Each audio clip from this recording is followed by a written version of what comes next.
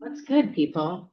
Well, positively, houses can actually be on the market for over a Are year. you gonna share her with something good? Yeah. I was like, are you gonna share her something good? On the market for over a year, And a half. and you can still get into multiple offers. That is oh, they got into multiple. How did that happen? Were they new buyers or were they like Well, One couple we've been working with for 6 months. so they were that's what happened. in the weeds a little bit? And they don't have an agent, so nobody was kind of like guiding them to make an offer. Possibly what, and here's a prime example of coaching a buyer. This buyer lost $500,000 because they didn't move on this property when they We told should them have. to. $500,000. Literally, there's no doubt in my mind that when we took them out for the boat ride and the pontoon, the day that we tried to close them and get the deal done, we spent all kinds of time and all kinds of effort with pontoon rides and food and whatever. And we tried to close the deal and they wouldn't do it. And we've been with them for a long time and they hesitated. And all of a sudden out of the blue, this other buyer comes into the mix and she also hits us, thinking that she's going to buy it right. And sadly, because she tried to go too low, we called this other buyer back and said, well, now there's an offer on the Back and table, forth. back and forth. And we got them all the way up to where. Nice work. Nice work. I saw the picture and I was gonna like comment dress? with the dress and the tequila. Yeah. And I was like, He's got a phenomenal photographer. I'm guessing that was you. I'm like, I'm guessing that was you. I love it. Congratulations. Thank you. When is it closing? We have inspection tomorrow. Okay. Okay. Is that where we have the bubbles and bouquets? Yeah. Oh, I mean, I'm really happy and kind of sad because now we can't have another event there during the Well, we can summer. have another- Yeah, we got a couple. Yeah. Good. On Stubbs Bay. Okay, good. Yeah. Good. That Okay, is when? posted. Can we just plan that right now? We can anytime. On or before July 15th. Okay. Awesome. Really fun. They want to get out there and they want to get on the lake. Congratulations. Thank you. What else is good? Who can top that one? I can.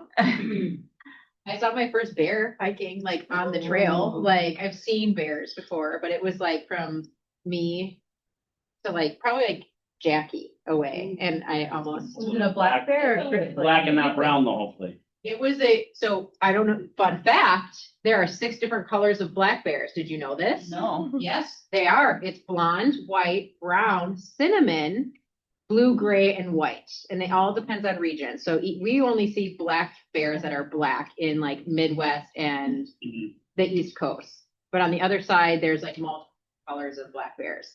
So this was a cinnamon black bear. It was probably like 225.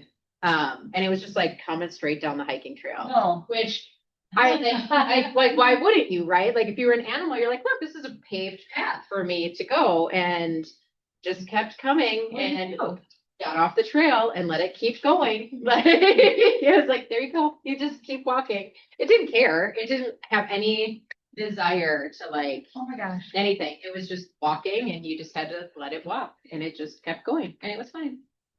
I mean, it was terrifying. You in Montana? It was so terrifying that I thought I was videoing it and I never pressed play. So the only thing I have of it is when I thought I pressed end on the video Uh-huh. is like one glimpse of it and then the phone going down and being like, oh my gosh, like you hear this whole story of the bear. And I only like legit got one little clip of it because I was like, here it comes. Didn't press play. Like I was like, didn't happen. Bear spray? Yeah, but it wasn't aggressive. So it was fine, but it was scary. Same thing happened with a moose, which was even larger and scary, but Mooses, yeah. yeah. It was great. It was so fun though. It was awesome.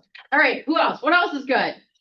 So Jolene, in April, we did a tomato plant giveaway in my neighborhood this past weekend, and it went really well. And April grew the tomatoes for us to give away in her greenhouse, and then 100 of them, 100 tomatoes. Wow.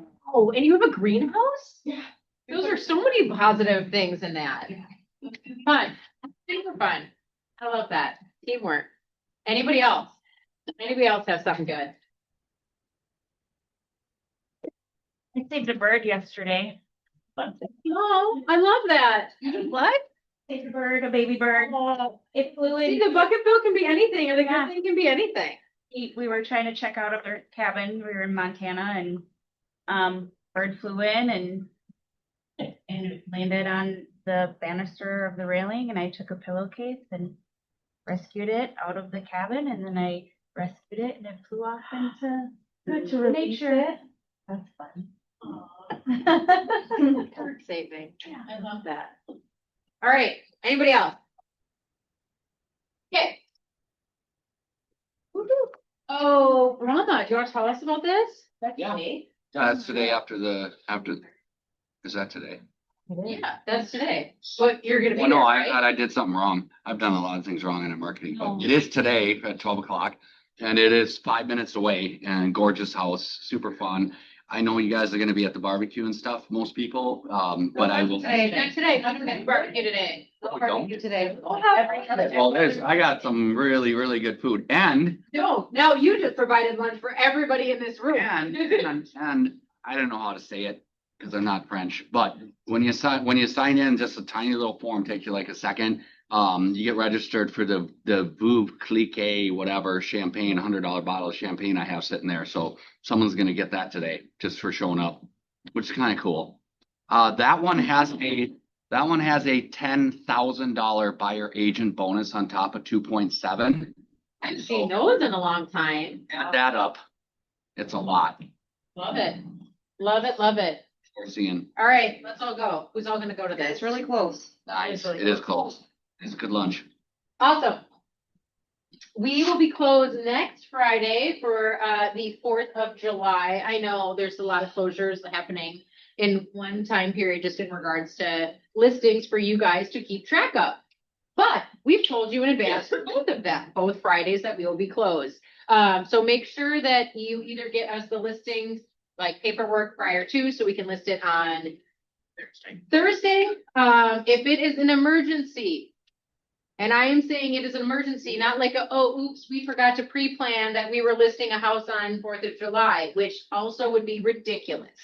Then you contact me Or me, or Heather, but you contact me first. not an email. Yeah, because we see the text messages come in on those times versus an email.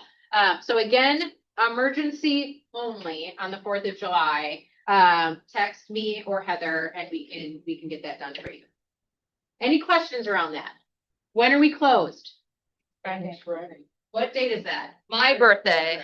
The third. Okay. Everyone now knows it's Amanda's birthday. Everyone's observing my birthday on Friday. Which day is Amanda's birthday? Yeah. For that. All right. Block parties. So we have them, we still have next Tuesday, that's next Tuesday, available. Supreme is doing the 14th, Profile is doing the 28th, and then August 11th and 25th are available. So if you're a team or someone, or know someone that wants to, also do like a vendor that you know that would want to, sponsor one of those, let us know so that we can get those filled up. Boat cruise, ooh, that's coming to an end. That's next Tuesday. So you have to get your listing in by next Tuesday, right? Into command by next Tuesday. Faces are on the door of those that are on the cruise already. So go check out if your face is on the door. If your face is supposed to be on the door and it's not on the door, then there might be a little like, it's not in command or something's up. So again, that will be July 15th, 1 to 3. It's always super fun on the boat. Like we always have a good time. So if you have questions or like, hey, I need help getting a listing by next Tuesday, let's chat. Sound good? Any questions around the boat? Okay. Oh, this is you. Also coming to an end.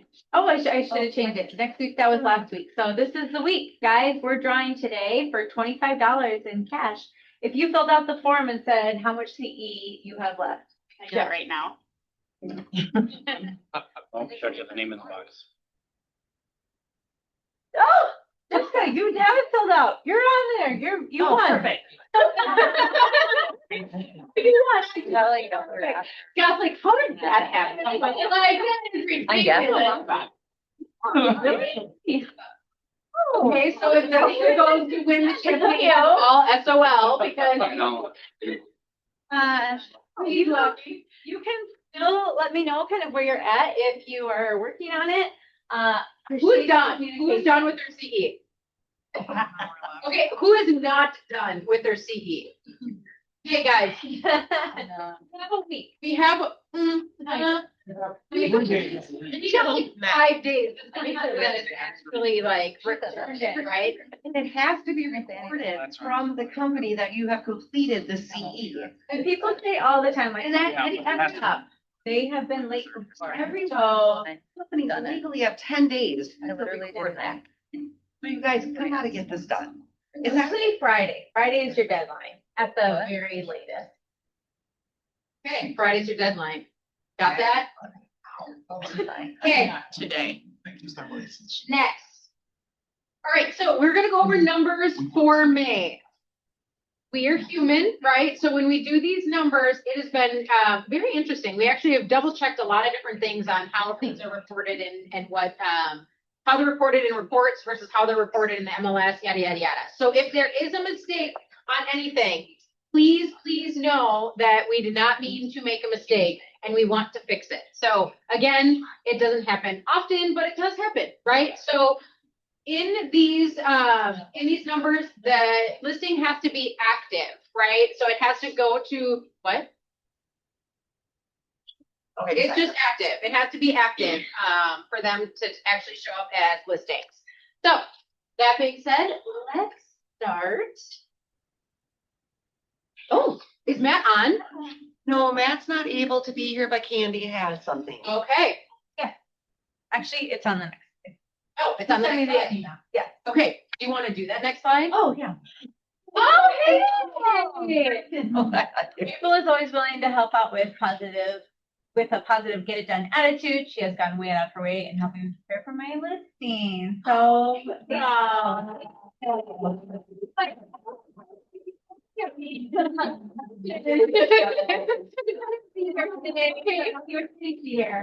but he's not with us today, so. Do you have a speech or anything like, I want to thank blah, blah, blah. I want to thank, everybody in this office.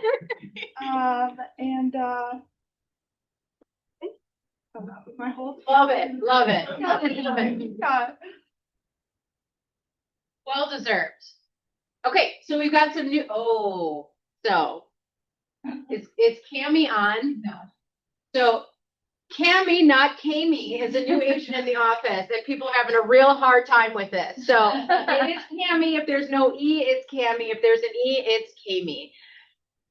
I would grace if you call me Cami, but not much. So she is actually new to the market center and so is Juan Diego. I don't think he's in today. No. He might be online, but both of them are new to the market center.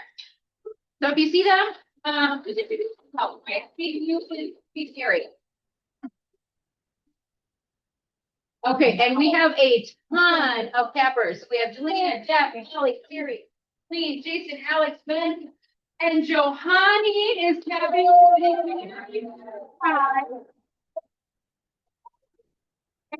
In her first year, you guys. So that's a really, really big deal. Congratulations. Congratulations. Yeah. Oh, great question. So a capper is one where you get 100% of your commission after you hit our cap for this particular market center. Yeah. For the year. For the year. Yeah. Oh. I was gonna say that my fiance was laughing at me because I was racing. I was like, hey, they're going over numbers. My picture on the tapper thing. He's like, it's not that serious. It is that serious. You were like, oh, you were in the bank account. It is that serious. All right. No, it's a huge deal, right? Because I think there's a lot of different companies that don't have caps. And a lot of times when you look at your numbers, that can affect your profit by a lot, as well as the fact of it's a huge deal to cap in your first year of real estate. Not a lot of people do that. So super proud of you. And super proud of you. I don't know, I was just grabbing coffee, but you truly get 100% of your commission. Yeah. I Yep. mean, it's 100% of your commission you're getting. I love it. Love it. Love it. I don't really believe that. People don't think that, but it's real. They're like, you're really not gonna give me 100%. I'm like, yes, I am. And she's reached your cap. I love that. All right, so Alexandra's her first closing, Chris his first closing, Destiny first closing, Carla first listing, and Hudson first listing.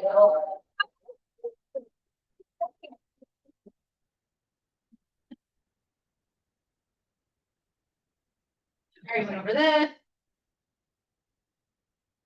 Okay. Again, these numbers are absolutely great. And you're seeing names that we haven't seen in a long time, or we've seen new, or yada, yada, yada, right? Everyone has their fluctuations in businesses, or they're brand new to the business. It is really important that we celebrate people's wins. And I know you're like, oh, I hate clapping, or Katie's gonna bring up clappers. Let's do clap. Like, let's make sure that we're celebrating people's wins, because it's a really, really big deal for a lot of people. So listings taken. We've got Terry with 2, Matt with 1, Terry with 1, Jack with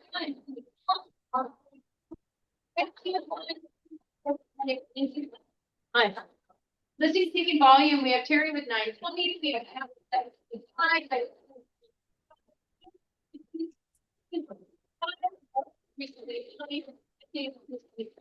Kevin with 50 and Amy with 304. A lot. I mean, those are a lot of listings for single agents. Like, it's really, really cool to see. So closed volume for individuals. We have Matt Strobel with 2 million. We have 2.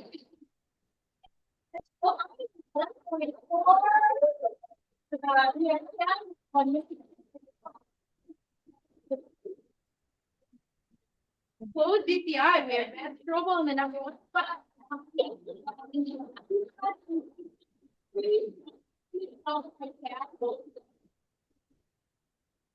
Super cool.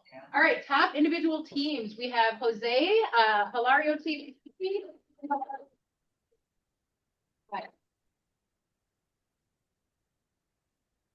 Top individual teams close volume. We have Jose, Hilario team.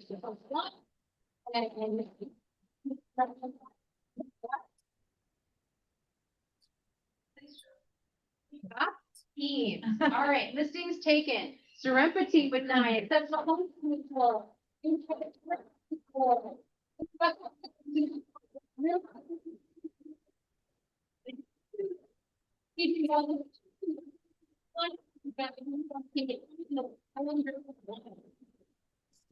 Listing taken volume. Sorempa team with 4.6.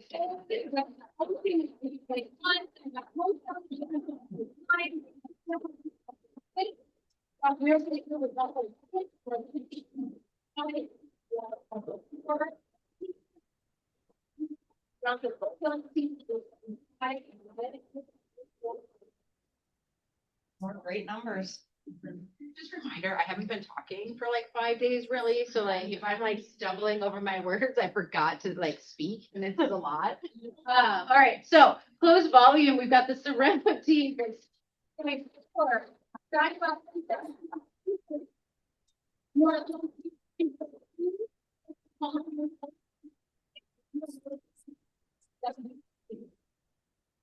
Closed GCI, Sorempa team in the top spot, followed by Stein top.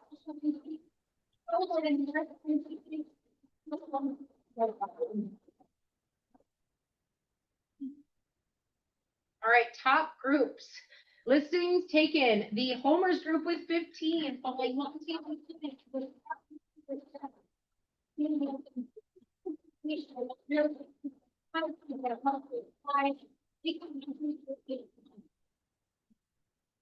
Listings taken volume. The Homers group with 19.4 million.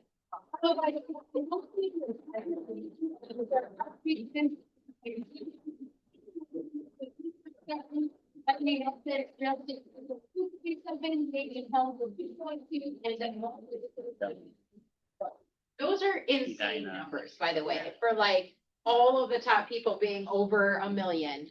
That's crazy. So nice work. All right, let's go to closed volume. We have the Calling Home team with 5.2.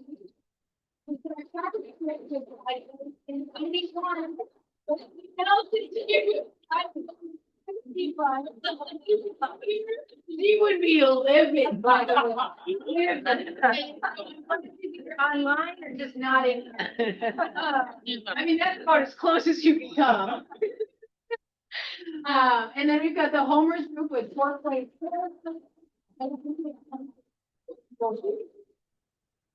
There's gonna be a discussion in our ALC group today about 30 taking a picture. Always more importantly than the volume is the GCI and Yeah, we look meet at 'em. that. We didn't get there yet, okay? You know, just like the last. Bethany says it will be a discussion. All right, so then we've got polling home team followed by Bethany Nelson.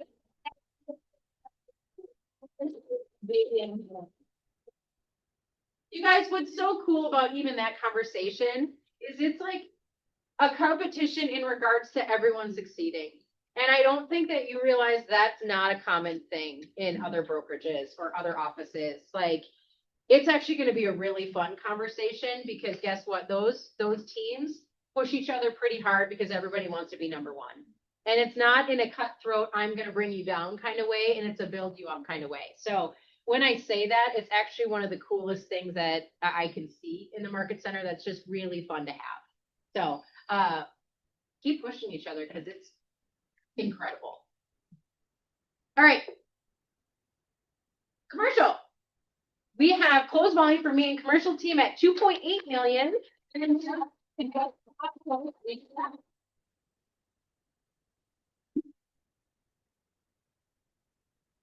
Before I go over this, I want to talk a little bit. I was actually telling, is John online? I don't even know if John's online. I don't think John's online though. So I was telling John a little bit today, when I was on vacation out in Wyoming, in Jackson, I actually went to the Keller Williams out there. And I think perspective on different markets is really important. We talk about micro markets within even the Twin Cities, right? On how different things can sell for different price points. In Jackson, there are 200 active listings only in the entire Jackson Valley area, right? So it's a pretty widespread area. Only 200 active listings. The average sales price is 3.9 million. 1 in 10 agents or 1 in 10 people that live in the Jackson County area or that kind of valley area have their real estate license. Okay. It was a really cool discussion because I think we always think that real estate is this standalone or residential real estate is this standalone thing. Right? It's not. It's not at all. So when you see or when you go on vacation, I highly, highly recommend you going to a Keller and just talking about the market because I know the market really well or know what's been happening in Montana for various reasons. You guys know I love Montana, right? So Wyoming, Idaho, Montana are very close. And there are some really huge developments happening. When you think of us being in the cities, there's micro markets and there's development, but it's in a very different way. And it goes with commercial real estate a lot of times. I think we always think that we're independent of that.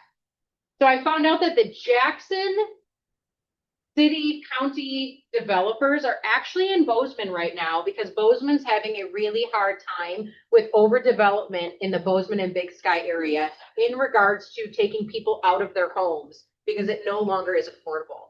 And they didn't have a longer time frame for planning what that looks like.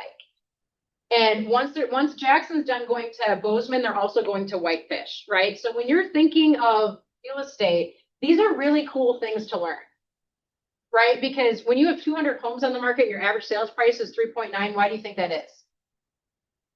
Supply and demand, in case you guys are wondering, right? It's supply and demand, and everybody wants to go out there. And if you have 200 homes on the market, let me tell you, some of those homes are not awesome for 1.7. That would be it's a lot of money for a home that's not knock your socks off. So in regards to that, when we're talking about numbers, and I stress numbers all of the time. If you had a business out in Jackson or Bozeman or wherever, and there's only 200 active listings, what do you think is important about building your business in a market like that?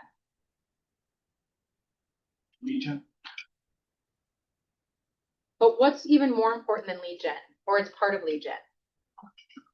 Relationship building. Right? Because I asked him, I said, how do you get your leads? And I asked straight up, I was like, is it online leads? Right? Because everyone goes to online leads. You're going to get an online lead because someone's coming from California or New York. And I asked this question because I think everyone thinks that's the way to go is online leads. And even in a market like that, they're going to get online leads. No.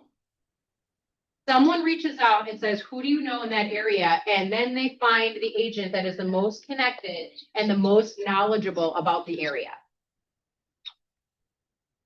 And that's the agent that's actually incredibly successful, like light years ahead of other agents in that market. It's the same thing here, right? You have to educate yourself in the area that you want to work or areas and be the one that people refer you to or are referred to, right? And that's all about lead gen. You have to build the confidence to be able to go talk to people and be like, hey, I'm focused on new construction. I'm focused on luxury, or I know this market really well, or this is what I do, right? It made me think again, and I think we talked about this maybe a year ago. What's your mission? Right? Like, what's your mission in real estate? We all have goals. But what's your mission? If someone asks you, why do you do real estate? And you're like, oh, I just want to help people. That is the most generic answer that you will ever give. Like, you could be a doctor. You just want to help people, right? I think human nature, you want to help people. Why and how are you going to help them? Do we all have a mission? Like a mission statement? Yes, no, raise your hand. Statement, but it's just a mission. Like, I can tell you what I want. That's it. Like, it doesn't have to be written down, but you know, like internally, you know, right? Like, you know what the mission is. And I was actually on vacation with an agent who's her own broker and not in this market center. And she said, you know, I just wish that, and it made me think of like, I don't explain what my mission is as a team leader. And I think it's important. And sometimes I know what it is. And if I was to ask you, I don't know if most of you would be able to know what my mission is. It doesn't need to be written down, but it really should be written. Yeah. Like if you want it to happen. Yeah. And she said, I just wish that the industry was more professional and more knowledgeable for their clients. And she's like, I want someone to do that. And I looked at her on this hike and I was like, I do that. That's my job. Like my mission in this role, right? She's like, well, no, you're a recruiter. That's what she said to me. I said, no, I'm not. That's probably like the worst thing that I do is recruiting. Like that is the one piece that I'm like, I don't hard sell. And I think of a recruiter as a hard seller, right? And when you say I'm a recruiter, people are like, what are you going to sell me on now? I mean, Jacob, you sent a email to a co-broker and he's like, do not give my information to a recruiter. It was line in the sand, do not give my information to a recruiter, right? I don't want to be known as that. I also don't want to be known as your leader as that. I want to be known as the person that we bring in someone for short sales so that you can help your clients in the best way. I want to be able to build your business so that you can tell your husband, no, it does freaking matter, right? Like this matters to me because I reached a goal and I'm helping people reach their dreams in real estate. And we get to live a life that we want to live because I am crushing in my first year. And my second year is going to be even better. So when you're talking to someone and you're like, hey, talk to Kami, I don't want to recruit them to Keller Williams. I want them to want to be here. Like I want them to want to have a profitable business. I want them to want to grow professionally and personally. If they don't, I'm not their gal in any way, shape, or form. And we're probably not the market center for them because it'll become really uncomfortable really fast. Like really. So when we go through these numbers, they're numbers and they're incredible, but there's so much deeper reasoning why these numbers are these numbers. I hope you guys understand that piece, right? Like the amount of GCI that it's insane, right? $1.7 million went into agents in this market center's bank account. In May. in 1 month. That's a lot of money. And then if you take it out and you're like, how many people are producing in this market center, percentage wise? That's really a lot of money going into people's bank accounts, right? And that's changing your lives if you were one of those in some way, shape, or form. Do you guys agree with that? Okay. Anyways, look at the numbers. Research some other places. Like know the markets. We had a great month last month. You guys just crushed it. So 2026 versus 2025, we had 126 closed listings versus 88. We had what? Closed units, yeah. Closed volume, 69.8 million versus 58.1 million. Listings taken, 100 versus 90, with 64.6 million versus 60.9 million. Listings closed, we had 63 versus 40. Listings closed volume, 32.2 million versus 23.5 million. Contracts written, oh, look at that, 125 versus the 126 closed. I love that one every time. Versus 90. And then contracts written volume, 66.8 versus 51.1. You guys, that is literally almost always the same one because no one puts their contracts in. And some of them are closing within 30 days, so it's fair. Closed GCI, we went over that. It was 1.7 versus 1.3 the year before. That's incredible. 1.8. Look how close it is. Like, that's incredible. Almost $500,000 more year over year of GCI.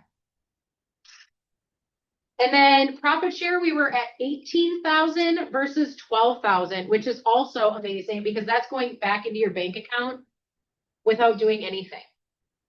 That is like true passive income if you participate in profit share and have someone that you brought over to Keller. What do you guys see in these numbers and what are your thoughts? I know why Lydia and I were so busy last month. Oh, all of us. I didn't mean that, but you know what I mean. I mean, truly, what do you guys see? Rick?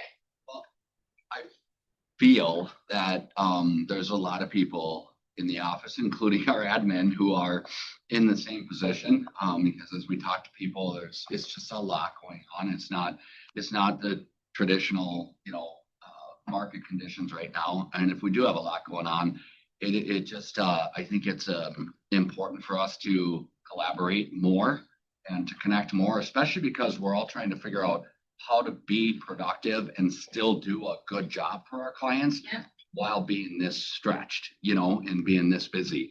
So, and I think the collaboration is super important. We've had quite a bit of it, but I think that just should continue. Yeah. Keep the lines of communication open between people. If you guys figure something out that expedites your process in any aspect of it, it's not a bad thing to share, with other people who might be struggling with the same issue. And I think it's a great opportunity. I think we talked about this maybe a few meetings ago of like auditing your systems that you have in place because new things are coming up, right? New things are coming up that if you have a checklist in place or you have a certain system in place and there's new things being added to it, it might be just take a half hour, take a look at the systems and figure out what needs to be changed, what needs to be added, what needs to be taken out, so that you're not missing those. And it makes it a lot easier as you're moving along in a faster pace or you have more business to be able to not make a mistake. It kind of minimizes that piece or missing something that you might be talking about. Right? What else? What else do you see about this? Thanks, Rick. Our closed unit volume is actually lower this year than it was last year by 15,000. Like 570 average sale last year and 555 this year. For average sales price? Yeah. Well, average closed. Closed sales price? Yeah. Yeah.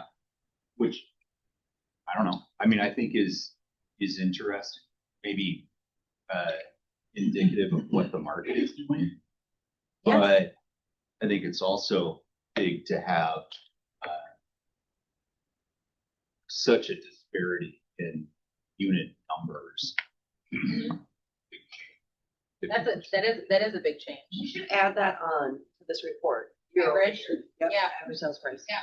I'll do that for next Well, I've been hearing from a lot of agents and and again, I think it all depends, right? It's that micro market kind of situation and what buyers are, what's the ideal buyer? Where there are some homes that are just sitting on the market. And then if they're sitting on the market or they aren't sitting, they're getting lower than list price offers. I mean, I wish Tony was in here. Tony was like, I feel like I know less now than I did before because he's like 4 of my listings went for a lot less than what I thought they were gonna go for. Right? And like, if we aren't keeping track of that and talking about it and like, why is that happening? Or are you seeing that happen? That's part of what Rick's talking about, even in collaboration. We gotta talk about it. Like, what are your thoughts on why that's occurring? Or what do you think this house should be priced at? Because everyone has a different opinion on it, right? Like right now, when you go and take a comparison or CMA, sometimes it can be all over the board. And you're like, okay, where's the bullseye? Like, where's the target price point? Are you guys feeling that? Where it's like, it's not like, oh, there's 6 homes that sold between this and this, and I can accurately say this should sell at this. That's getting more and more difficult right now. Would you agree? What do you do when you're like, Does anyone hesitant when they price a home? Like, it's okay. Anyone hesitant? Raise your hand. What do you do in those situations? You phone a friend, right? I hope you phone a friend. I hope you're like, hey, I got this listing. Whatever that game that is. What is the game that you phone a friend? What is that? Let's be a millionaire. Who wants to be a millionaire? Yeah. Like literally, who wants to be phone a friend if you want to be a millionaire? Okay. Like it should be in every industry. And then you ask, like, what do you think this house should be at? And those people that are doing a lot of business should be able to pull that CMA pretty quick. And not even a CMA, just like, hey, here's this. I take a look at this. Shane's really good at that. Like when we're sitting here trying to talk in a group or a mastermind setting, Shane will look it up. He'll look up the house and he'll be like, I think it's going to sell for this. And he'll do that within 5 minutes when we're in that mastermind. So phone one of those people and just be like, hey, I'm going to list this house at this. What do you think? And you can take it or leave it, right? You can say yes or no, but at least it's another perspective. Yeah.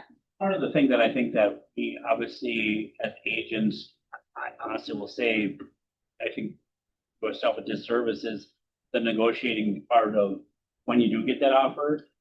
There's a desperation too often with your clients and you as an agent to get it done and take it and let it go and not, you know what, if these people really go to 550 and I'm at 599, is it, and so little secret, the last 18 years, I haven't gotten a commission one time in all the houses, new construction that I've sold.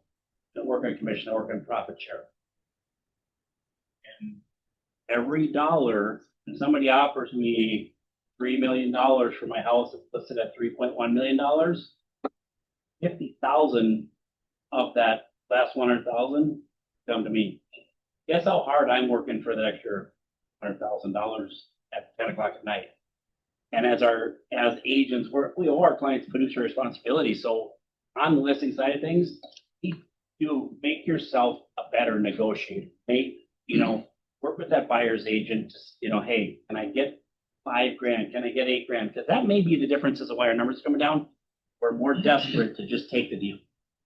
And I'll bet money on that. That's the case too often. I would disagree with that. I mean, we talked about that last month where there was a lot of like commission breath coming out on people where it's like, I need to close this deal because if I don't close this deal, like there was a lot of that for a little while because it was a little stagnant, right?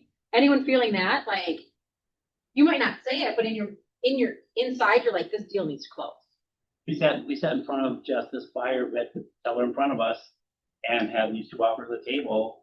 And the one we called the one offer and said, we need another $25,000. We had the seller right in front of us, had him on speakerphone, said we need $25,000. You gonna do it or not?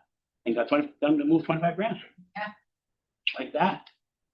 Whether it's $5,000 or $8,000 plus on the listing side of things, how much more of a hero are you if, hey, you know what? I think I can get an extra $5,000 for you. I think I can get an extra $3,000 for you. Yeah, that just makes you that much better. This is what I told you I was going to do. I'm not just here to unlock doors and to make the house pretty. I'm actually here to negotiate and make sure I do get you the most money for this house. If this buyer will go to 450, they'll go to 454. I Don't think get it's important to also equate that to what is the monthly payment, right? Yeah. Because if it's huge. $10 more. Guys, can I get an you know, extra is 18 that- bucks out of you? That's $3,000. You know what I loved in that comment is the seller was sitting right there. How many of you would feel comfortable negotiating a purchase agreement for your seller with them sitting right next to you? How many of you would? Sherry just gave me a smile that was like, ah. Yeah, depends on the Depends on the client. client. Yeah. But I mean, you have to be really confident in your skill set, in your communication skills, in your negotiation skills to call that other agent with your seller sitting right there. Would you agree? And it was Scott's idea and I had to do the talking and I was like. Yeah, like that's super nerve wracking, right? Because at that moment it's easy to call someone, another agent, and be like, well, I mean, we really need 25 grand. Like, where do you think you could be? And it's like him and high. I'm not wrong on this. This is how people negotiate, right? You as agents negotiate like that a lot of times. Yes. Because you're like, okay, if it's not 25 grand, could you come up 20? And if you're doing that in front of your seller's like, dude, it wasn't even 2 minutes and you just gave up 5 grand for me.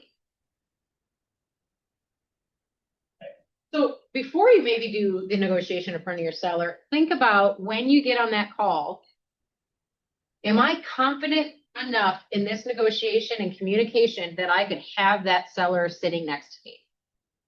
And if not, let's work on it. Let's get together. And I mean, you'd be open to scripting on how to do that, would you not, Scott? Like getting a group together and being like, hey, let's start learning how to negotiate better. Let's start learning how to communicate better with the other agent so that we do feel that comfortable. Nick. Have you guys read the book, Full Fee Agent by Chris Voss, I think? Also wrote Never Split the Difference. He's an FEI negotiator. And he wrote one recently right after some of the stuff changed in our market with representation called The Full Fee Agent. And it's a really quick read, but if you haven't read it, check it out because it does give you legitimate opportunity to learn how to negotiate better for your clients in this case and have better dialogues in that conversation. I love that. And think about an FBI negotiator. Okay. That's not 20 grand on the line. That's a life. Who do you think is a better negotiator? A real estate agent or an FBI negotiator? I mean, who do you think is a better agent? Raise your hand. Who thinks it's a real estate agent? That's on the road. Derek. Yeah. Okay. Well, I love that for Derek. I guarantee that guy would not have his job if he wasn't the best of the best. And if you think at any point in time it's industry driven, no, it's skill based driven and find the best of the best to learn from. And he said that this is what I was going to say before that is the expectation that you guys have right now is higher than it's ever been. The customer used to kind of assume the market would move either way. The communication they were getting wasn't as detailed every single day. There's reports that they're getting about the housing market. So their expectation of you is different. So having that conversation earlier about here's how I'm going to negotiate for you. I'm going to push that and giving that. And again, so it's expectation and then differentiation. Then you really get to do differentiate, which is why some of your people, why this market center is having such success is because you have differentiated already. Part of the spontaneity of actually having, in this case, of Jess's deal, we didn't have a buyer's agent. We were dealing directly with the buyer. However, it would be just as easy to call the buyer's agent and say, hey, I'm meeting my seller at 10 o'clock. Can you make sure that your buyer's available at 10 o'clock if we have any questions or negotiating on their offer? So that I'm teeing this up so there's an exciting moment coming at 10 o'clock this morning. So, hey, Mr. Buyer, can you be available? So if I need to call you, if they've got questions on the offer or want to negotiate on the offer, we can get this done because that's your ultimate goal, right? Is to buy this home. Tee that up. I mean, again. And anyone that is like less than 10 years in the business, we used to have to legitimately, as an agent, sit across the table from a seller's agent and the sellers. And the seller, yeah. And the seller. Like you would walk in with your little suit jacket, your little, pencil skirt, and you're like, you come in all whatever, and the sellers are sitting there and they're like this, like what you got for me. I mean, they were like, it was like it was terrifying. Before that, you're sitting. More than 10 years ago, though, just date yourself. Before that, you're sitting. Like 16 years. So I'm like, maybe it was like 16. Before that came, you're sitting in a room, usually like the living room with 12 to 15 other realtors who all have offers as well. Yeah.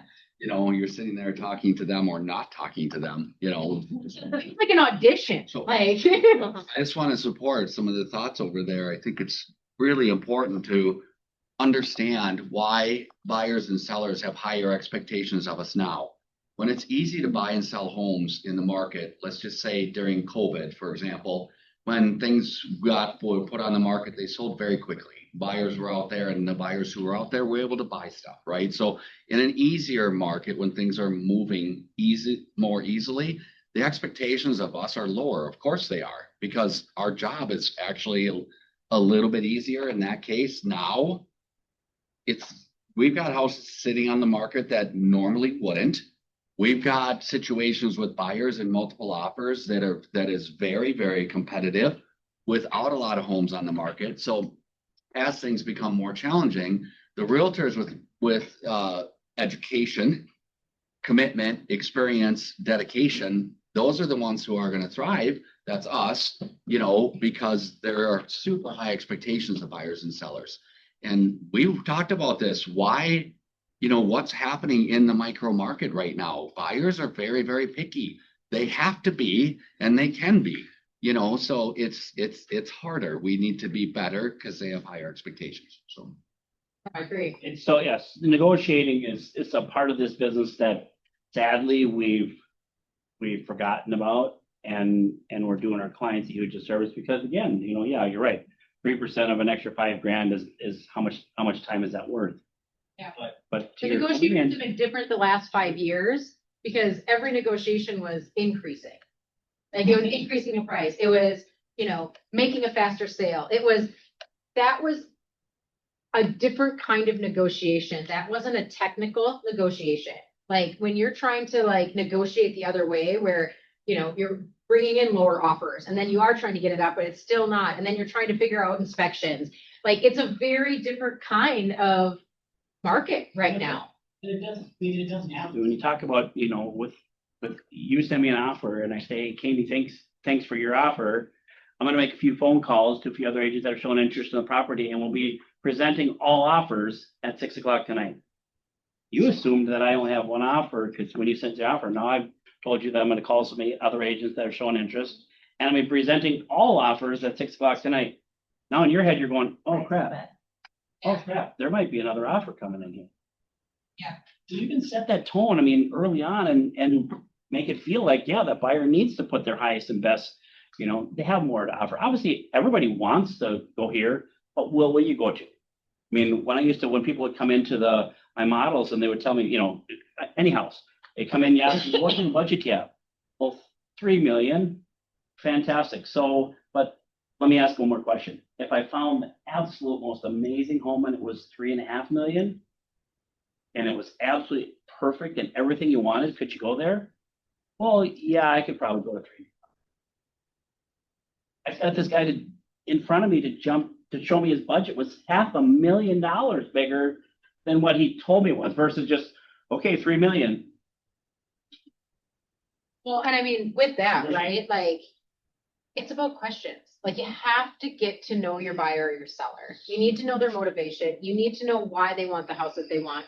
Like, because listen, I'm not going to go in and be like, yeah, my budget's, X if I could get it for Y, which is cheaper, right?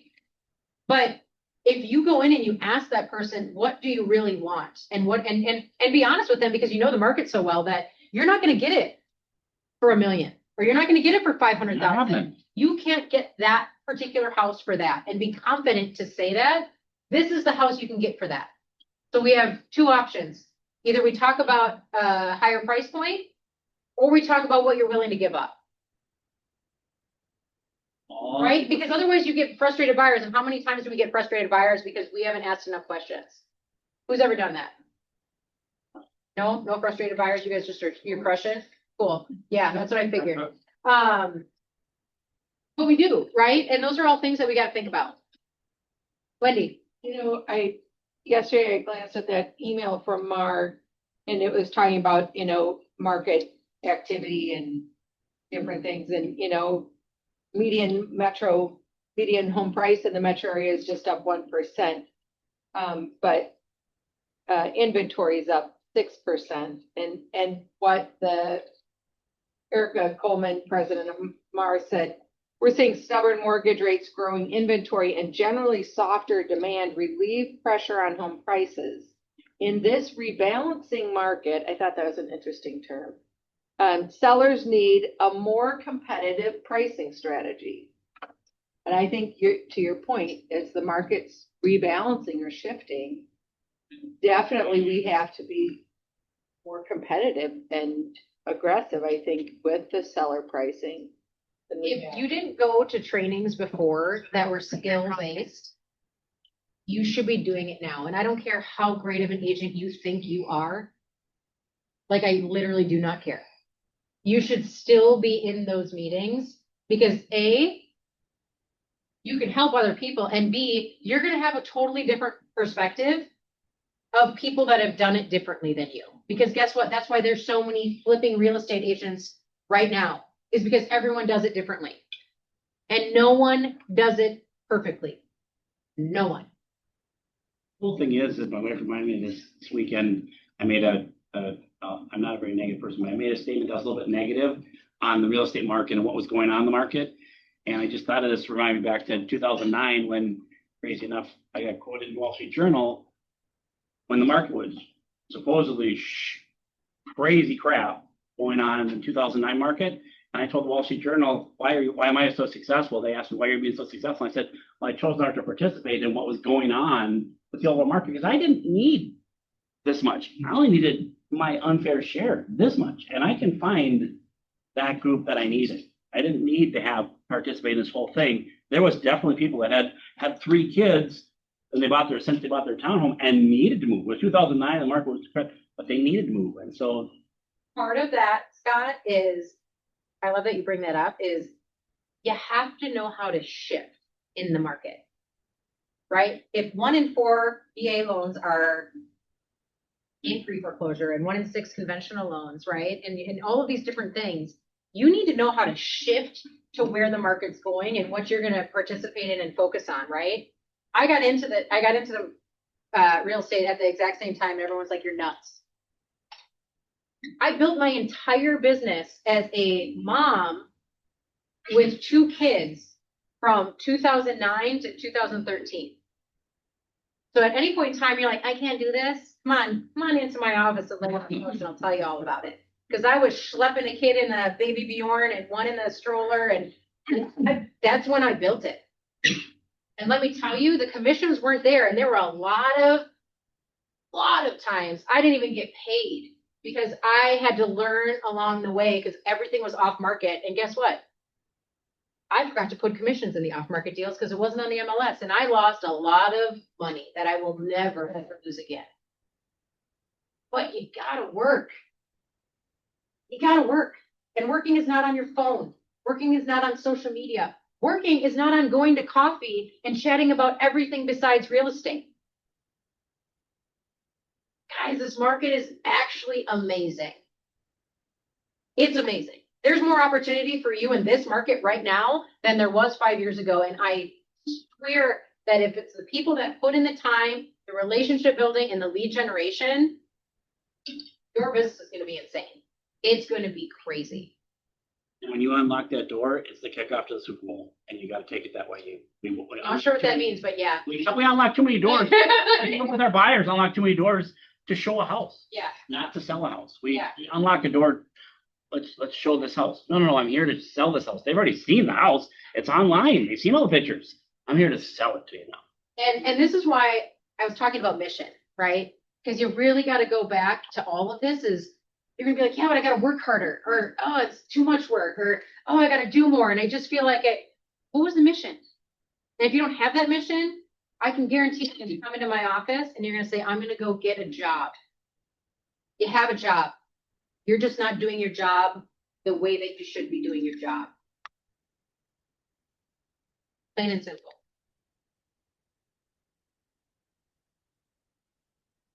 Fair? James Shaw in that pivot shift call says in the morning that the market does not determine whether or not your business succeeds or fails. It determines your strategy. And I think that's exactly what you're saying, Katie. It's just about, doesn't determine your success, just your strategy. It's strategy. And you have to ebb and flow. You have to be stubborn. All right.